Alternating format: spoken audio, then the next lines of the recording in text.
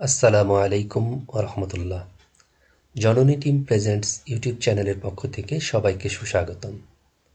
সুপ্রিয় শিক্ষার্থীরা, আজকে আপনাদের জন্য আমি হাজির হয়েছি মাইক্রোসফট এক্সেলের আরও একটি কমান্ড নিয়ে। আমরা মাইক্রোসফট এক্সেল চালু করে নিই। আজকে আপনাদের শেখাবো ডাটা ভ্যালিডেশন। ডাটা ভ্যালিডেশন কী জিনিস? অর্থাৎ আমি যখন নম্বর টাইপ করি, এই যে নম্বরগুলো যখন ইনপুট করেছি, তখন অনেক সময় আমাদের কিবোর্ডে চাপ লেগে ভুল করে আমরা মাইনাস চিহ্ন চেপে ফেলতে পারি, -5 হয়ে যেতে পারে। কি 100 নম্বরের জায়গায় আমি হয়তো ভুল করে বেশি নম্বর টাইপ করে ফেলতে পারি। তো সেটাই মূলত আমি এখানে দেখাতে চাইছি। তো কি করতে হবে আমাকে? এজন্য যে সেলগুলোতে আমি এটা দিব, সেই সেলগুলো আমাকে সিলেক্ট করতে হবে। দেখেন, এই সেলগুলো, যে সেলগুলোতে নাম্বার আছে, এই সেলগুলো যদি আমরা সিলেক্ট করে দিই,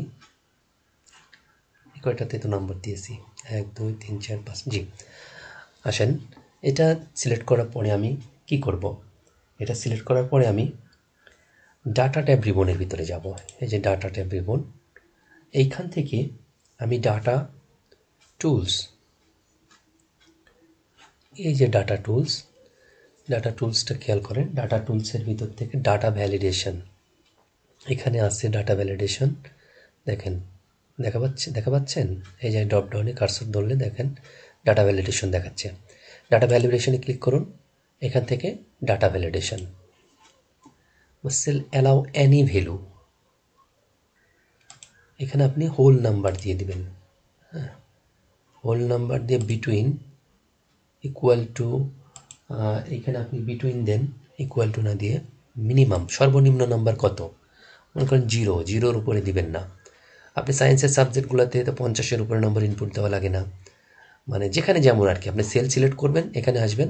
আমরা এখানে যেহেতু সব ঢালাওভাবে 1 থেকে 100 পর্যন্ত হিসাব করেছি, আমরা 0 থেকে 100 দিয়ে দেব, দিয়ে ওকে করব।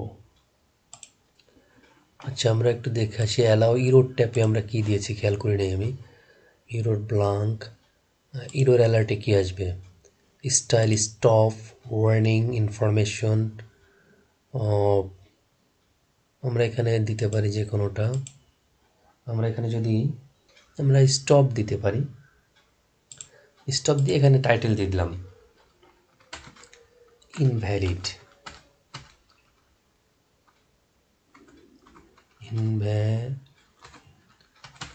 Invalid data, invalid data. Error message হিসেবে কি প্রেজেন্ট করবে? আমরা দিলাম PLESA, please input, please input only 0 to 100। ওকে, এবারে তাহলে আমরা দেখব আসলে ভুল লিখলে কি মেসেজ আসে। এখানে 35, তাই না? আমি লিখি -5।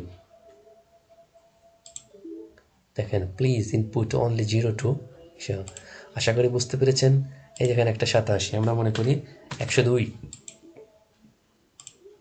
খুব মজার না?